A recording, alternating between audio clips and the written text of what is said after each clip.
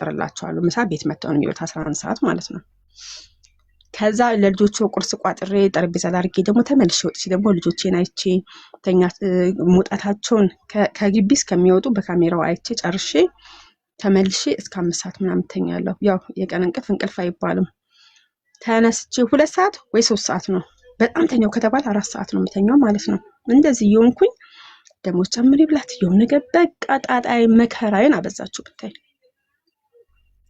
በዛ አንድ ማቃት ልጅ ነበረች እሷን ማናገረቻት ነገ ዛሬ ከዛ ሰዎች ጥፍ ያሉ እዛ ማለት ነው ጥፍ ይባስልኝ ኖ አልጠፋም እኔ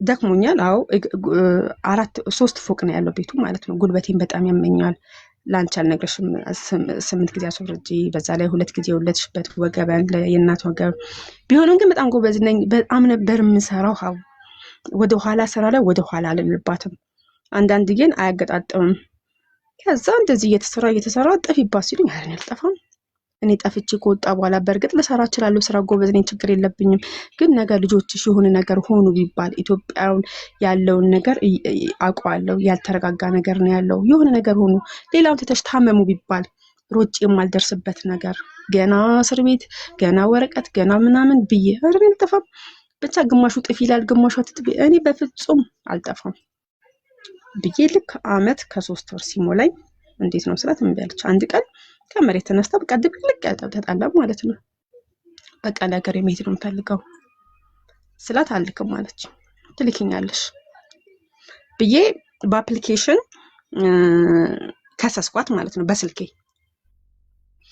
ከሰስኳት እነሱ መልስ አልሰጡኝም ምን ሆነ መሰልሽ አሁን ኢድ እኮ ነው ያሁን ኢድ ረመዳን ስልክላቸው ኢድ ሲወጣ 5 ቀን ይዘጉ የለ ያኛው ተገጣጠመና መልስ አይሰጡኝ ቀሩ ማለት ነው በዛሽ ጋፕ ድብልቅልቅ ያጠፍጣላንና አላሳፍርም ምናምን ብላ አለች ማለት ነው ወዲያውኑ ክፍሌ ገባውና ሻንጣዬን ቆላልፌ የሆነ ነገር ከታ እንኳን ሰርቀይ ነው እንዳትል ብዬ ቆላልፌ ምን ብዬ ስራ ስትለኝ አልሰራም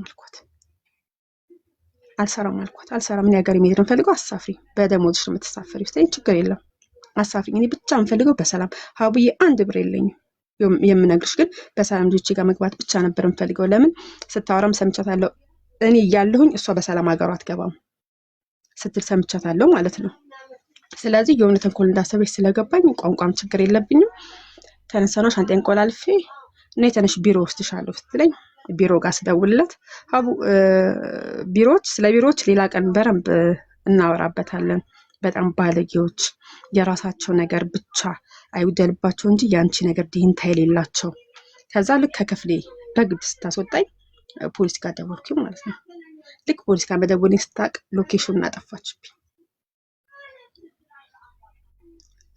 ዋይፋይን አጠፋችብኝ ዋይፋይ ሲጠፋ ሎኬሽን ላካሉኝ በምን ላክላቸው ሎኬሽን ማለት ነው ሎኬሽን መላክ አልቻልኩም ከዛ እነሱ ደውዬላቸዋለሁ የት ነው ብለኛ ቦታው ነግሬያቸዋለሁኝ ግን ሎኬሽን ላኪ ሲሉኝ ዋይፋን ወዲያው አጠፋችብኝ ማለት ነው ወዲያው ምን እንዳልኩ ታውቂያለሽ የግቢውን በር ከፍቼ ውጭ ወጣው ማለት ነው ሻንጣዬን ይዤ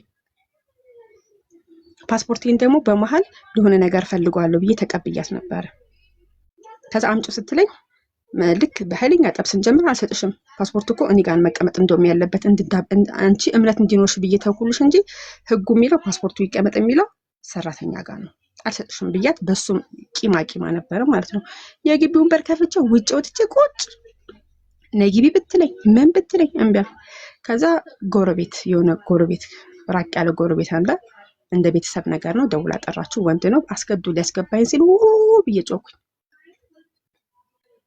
ከዛ ጎረቤቱ ሲወጣ ፖሊስ ጥሩልኝ ዋይፋይ ጠፍታብኝ ነው ሎኬሽን መላክ አልቻልኩም ደውዬ ነበር እንትን ደግሞ ሙሰነድ ነው ምን የሚባል አመልክቻለሁኝ አሁን 5 ቀን ኢድ ዝግ ስለሆነ መልስ እየጠበቅኩኝ ነው እሷ ግን አስገድዳ የሆነ ነገር ታረገ ነው በፍጹም አልገባም ግቢና ነገር ግቢ ውስጥ ቢሉኝ ሀቡይ በፍጹም አልገባም አልኳቸው አልገባም አንገቴ ቢታረድ ሀቡ ታምኛለሽ ካሁን ይሁን ነገር አደረገችኝ ልጆቼን ሳልደርስ ብዬ ግን እምነት ነበረኝ በፍጹም ምንም አላደረኳትም። ጉልበቴ አለባት። እንደውም ካሁን በኋላ እስከሳት የከሰስኳትን ብዬ ትጠቂያለሽ። እኔ የመጣሁት በጽዳት ነው፣ የምታሰራኝ የሁለት ስራ ነው። ስለዚህ ካሳ ይገባኛል ብዬ ነበር የከሰስኳት ማለት ነው። እነሱ ደግሞ ጉዳዩን አይተው ከኢድ በኋላ መልስ ሊሰጡን ነበረ ስንጠብቅ የነበረው ማለት ነው። ለካሷ የሆነ እዛ አፕሊኬሽን ስትገባ ያመለከትኩትን አየችው ማለት ነው። የዛኑ ቀን የጠቡ ቀን። ስለዚህ ካሳደረችኝ ከዋልኩኝ ካደርኩኝ ነገር ሊመጣባት ነው ማለት ነው። ስለዚህ ወዲያውኑ ትኬት ቆርጣ ተነሻለች። በቃ ቤት ውስጥም አልገባውም ተመልሼ አቡ ቤት ውስጥም አልገባውም ተመልሼ። አመንሽኝም አላመንሽኝ ዩኒፎርሜን አስፋልት ላይ ነው የቀየርኩት።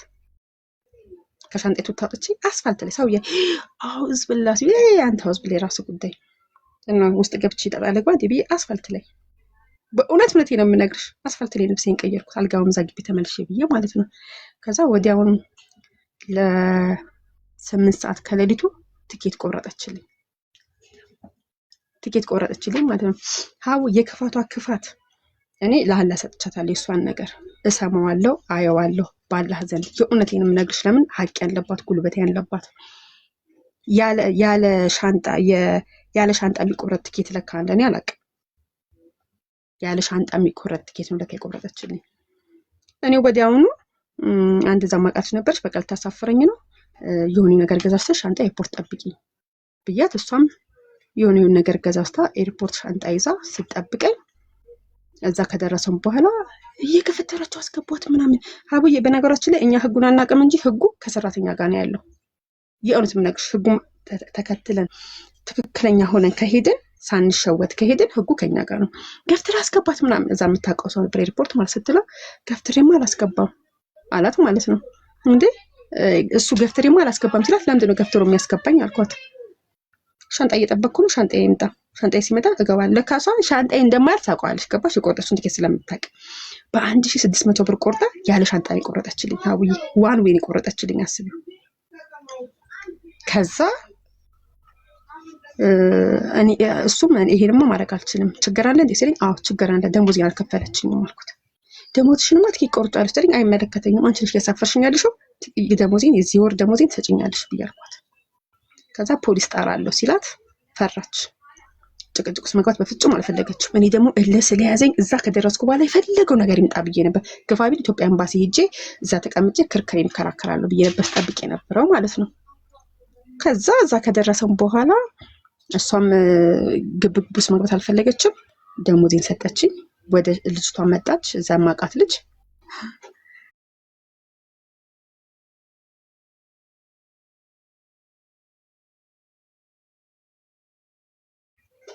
ወደ ሻንጣ እሷ ጥላኝ ሄደች እዛ ድርሳኝ። ከዛ ልጅቷ መጣ። ሻንጣ ጋር ስንገባ ያለ ሻንጣውን ትኬት ቆረጠችልኝ። አቡዬ ጨለመብኝ። ከዛ ምን አልኩኝ? እዛ በይሉ ታስተምረኝ አይደለ በሰላም ብቻ ሀገር ልግባ አልኩኝ። ችግር የለውም ምን ሙያ አለኝ። ዲሎ ትርፍ ያለው ሰው እኮ እዛው ጋር መጠየቅ እኮ ትችይ ነበር፣ ሰው ይዞልሽ እንዲያልፍ። ማንም የለም ሀቡዬ እሱን የገረመሽ ሲውል ሲያደር እኮ የኔ ያልኳት በጣም የማምናት ቀድሜ ከረመዳን በፊት እቃ ግዥልኝ ብዬ ሰጠዋት ጓደኛዬ የመላት እዛ የነበረችው እቃውን ስትልክልኝ ሀቡ የገባሁት ባዶቼን አንድ ነገር ሳልይዝ ነው የገባሁት። እቃውን በቃ እኔ ልኳለሁ ብላ እቃውን ስትልክልኝ ይሄ አረቦች የሚጥሉትን አሮጌ ልብስ ታውቂዋለሽ? እንደዛ አይነት ልብስ ነው የላከችልኝ። ሀቡዬ በእውነት ነው የምልሽ እኔ አዲስ ልብስ ግዥልኝ ብዬ ነው የሰጠኋት 1100 ሪያል ማለት ነው። አሮጌ ልብስ ደሜ ነካው። ይሄ አረቦች በስብሶ የጣሉት የሻንጣ ከፍላ የላከችልኝ ማለት ነው። ሀቡ ምንም አላልኩም። ዋና እኔ በሰላም ልጅ ጋር መግባቴ ነው። ችግር የለውም። ጉልበት ነው፣ ነገ ብር ነው፣ ነገ ሰርች አገኘዋለሁ። ፈጣሪ ግን አልኩት በፍጹም ላቤን ግን አሳልፈ ለሰው እንዳሰጥ።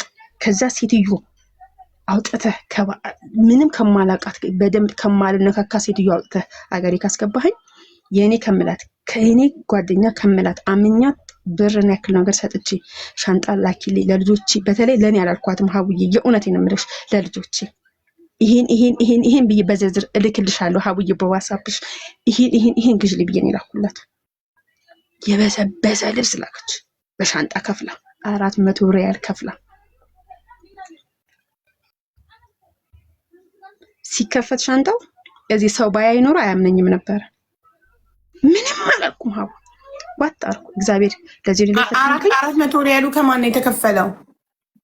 አላውቅም። አንቺ ከሰጠው 1100 ሪያል ላይ እኔ ከዛ ላይ ይሁን ምንም አይነት ኢንፎርሜሽን አልሰጠችኝም ሀቡዬ። እቃው ተልኳል የተባልኩት ሲመጣ ሀቡ እኔ 1 አመት ከምናምን በኖርኩበት ሲወጡ እየወጣሁኝ አውቃለሁ። የሚገዛው ሼል ላይ ራሱ የሚገዛው እዛ ሀገር ሼል ላይ ሀቡዬ በ20 ብር ቆንጆ ጫማ፣ በ20 ብር ቆንጆ ሱሪ ሪያል ነው የምነግርሽ። አውቃለሁ ዋጋው። እንደው ሌላውን ትተሽ የ600 ብር እንኳን እቃ ብትገዛልኝ በደንብ ነው የምትገዛልኝ። 2 የሻንጣ ልካ ሀቡዬ 400 ሪያል ነው ከፍዬ ላኩት ብላ 2 የሻንጣ ልካ፣ ሁለቱም አሮጌ ከዚህ ሄድኳቸውና የበሰበሰ ይሄ እነዚህ አረቦች የጣሉት ልብስ የመጣልኝ ማለት ነው። ምንም አላልኩም እግዚአብሔር ይመስገን። እንኳን ለልጆቼ በሰላም ገባው። ነገ ግን እኔና እሷ እንደዚህ ቆመን የምናወራበት ቀን በጣም ቅርብ ቀን ነው ብዬ ታውኩት እልሻለሁ። አሁን ከመጣሁኝ 2ኛ ወሬ ነው። እግዚአብሔር ይመስገን እኔ ከልጆቼ ጋር እየኖርኩኝ ነው። ቢያንስ እኔ ከልጆቼ ጋር ሰላም እየኖርኩ ነው። በእርግጥ የኢትዮጵያ ነገሮች እንደጠበቅናቸው አይደሉም። ይዤ የመጣሁትም ሳንቲምም የለም። ግን አይረባቸውም። እኔ እያለሁ በፍጹም አይረባቸውም። ይሄም በጣም አውቃለሁ። ከእግዚአብሔር በታች ነው የምነግርሽ፣ ከፈጣሪ በታች እኔ እያለሁ አይረባቸውም፣ አይቸግራቸውም። ነገም ቢሆን ሌላ ሀገር ሄዳለሁ። እኔ የምሄድ ለምጠቅልሽ በልጆቼ በጣም እተማመናለሁ። ስንት ጊዜ ነው የቆየሽው ሳውዲ? 1 ዓመት ከ3 ወር። 1 ዓመት ከ3 ወር። ኦኬ። ስለዚህ የሆነች መሰሪያ ነገር አልያዝሽም እዛው እንድትኖሪ? አልያዝኩም። እውነት የምነግርሽ አልያዝኩም። ግን ሄጄ አሁን ግን የዛኔ ምን መሰለሽ ሴድን በዳ ነበር ይሄ አስቴር ነው ስሟ ልጅቷ። እንጠይቅልሽ 1100 ሪያል ማለት እኮ በኢትዮጵያ 55,000 ብር ነው። እሷ አስቴር ነው ስሟ። ሜንሽን እያደረጓት ነው። አይደለችም ሀቡዬ እኔ ልጆቼን ሳይ ነው የምልሽ። አልጠይቃትም ብሩን። ግን አንድ ቀን ግን መታ እግሬ ስር ስትወርቅ ግን መጥቻ አንቺ ጋር አወራሻለሁ። ለዛውም በቅርብ ቀን። ለምንድን ታውቂያለሽ? ፈጣሪ ፊት ሄጄ አልቅሼ ነው የነገርኩት። ይሄ ብር ማለት ሀቡ ወደ ላይ ስትወጪ 84 ስትወርጂ 84 ደረጃ ነው። በቀን ስንቴ እንደምወርደው ለአንቺ ልተውልሽ ስለሰራሽ ስላየሹ ማለት ነው። ያንን ብር ነው። በዛ ላይ ደግሞ እቃው ባይላክስ የበሰበሰ ቃል ምን ያደርግልኛል ሀቡዬ? እንደው በግማሹ እንኳን ገዝታ ደና ቃል ልጆቼ ብትልክልኝስ? ሌላውን ታይ ደና ቃል እና አንደኛ ምን ልልሽ ፈልጌ ነው፣ አስተማሪ ነገር ነው ያልኩሽ። ጓደኛን አትመኑ። ብራችሁን ይዛችሁ ወደ ሀገራችሁ። እኔ ምን እላለሁ፣ ብሬን ይዤ ሀገሬ ብገባ ነው ልጆቼ እዚህ የፈለኩት እንገዛላቸው ነበረ። ሰው በማመኔ ነው። በጣም የሰው እምነት አለብኝ ከድሮም። አሁን ግን ሀቡ እናት የሞተችው እናት ቤት መጣ አላምንም። ከራሴ ውጪ ልጆቼንም አላምንም። በቃ እኔ ለራሴ ነው ያለሁት ብዬ ነው የማስበው። እና እሷ በቅርብ ቀን ፈጣሪ ብሎ ደግሞ ይላል፣ የሰው ሀቅ ብሎ አይልም ፈጣሪ። ትመጣለች እግሬ ስር ወርቃ ይቅርታ ትጠይቀኛለች፣ እጠብቃለሁ እሱም። ሌላው ግን ምን ልልሽ ፈልጌ ነው፣ እኔ አሁን ልጆቼ ጋር ነኝ እግዚአብሔር ይመስገን። ከገባሁ 2 ወሬ ነው። እግዚአብሔር ደግሞ ነገር ምን እንደሚፈጠር አላውቅም። ልጆቹ እየተማሩ ነው፣ ጎበዝ ተማሪዎች ናቸው። አሁን ቢያንስ ልጆቼ ጎን ነኝ ያለሁት። እችን 3-4 ወር ልይና ካልተመቸኝ ደግሞ እኮ ፈጣሪ ይረዳኛል። ደግሞ ሌላ ሀገር ደግሞ ሄዳለሁ ወይ እዛ ተመልሼ ሄዳለሁ። አሁን እንዳሁኑ አልሸወድም። ሰራ አድርጌ ደግሞ ልጄም ደግሞ ከ2 ዓመት በኋላ እኮ 18 ዓመት ይሞላዋል። በራሳቸው ማድረግ የምንችለውን ነገር አብረን ተደጋግፈን ማድረግ እንችላለን። በእርግጥ ልጆቼም ማዚ ብትሆኝ እኮ ነው ግን እንሰራለን፣ እኛም እኮ ደርሰናል ይሉኛል። ግን ሀቡዬ በኢትዮጵያ ኖሮ ትንሽ ደገፍ የሚያደርግሽ ነገር ያስፈልጋል። እኔ ደግሞ በጉልበቴ በጣም እተማመናለሁ። በራሴ ስለምተማመን ሄጄ 2 ዓመት ማሳች መጣ የሆነ ነገር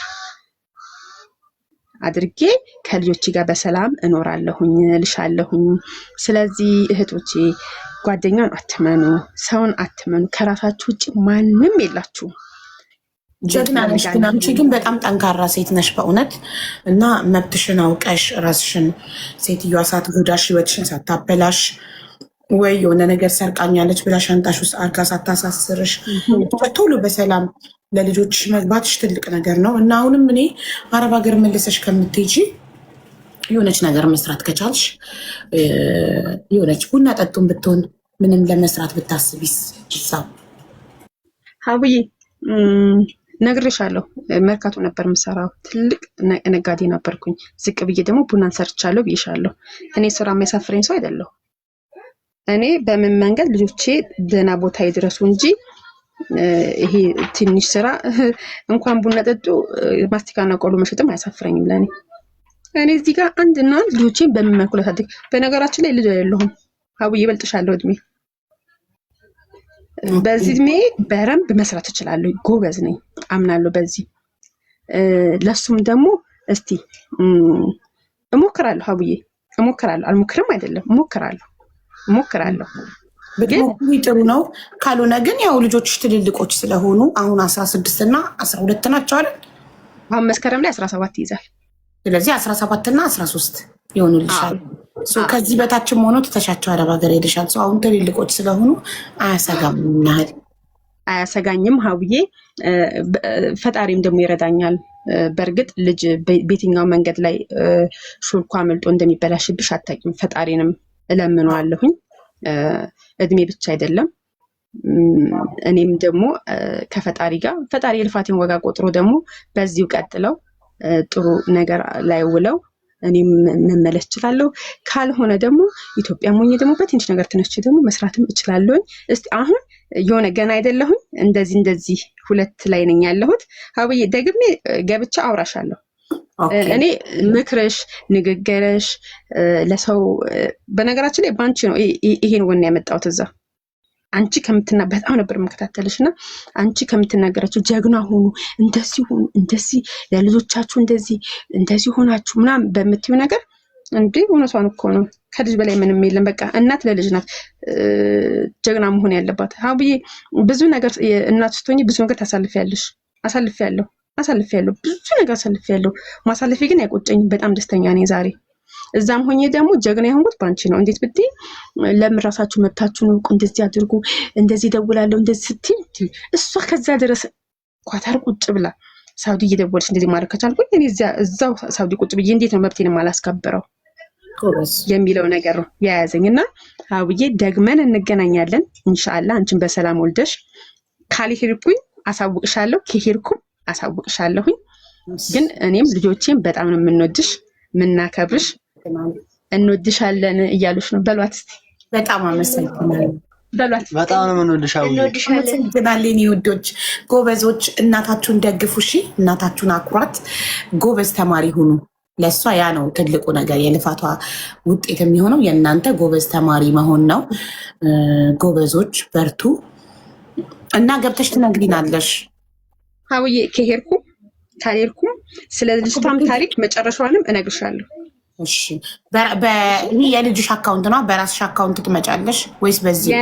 እኔ የኔ አካውንት ምን እንደሆነ አላውቅም፣ ግን ኮምፒውተር ላይ ጎበዝ ስለሆነ ያስተካክለዋል። ኤደን ነው የሚለው፣ ያስተካክለዋል። በጣም ጥሩ። እንደዛ ከሆነ ሀቡዬ በጣም ነው የምወድሽ የኔ እናት። እመቤቴ በሰላም ትገላግልሽ። የአጥር ወፍ አትስማሽ። በጣም ጀግና እናት ነው። እናደርጋለን።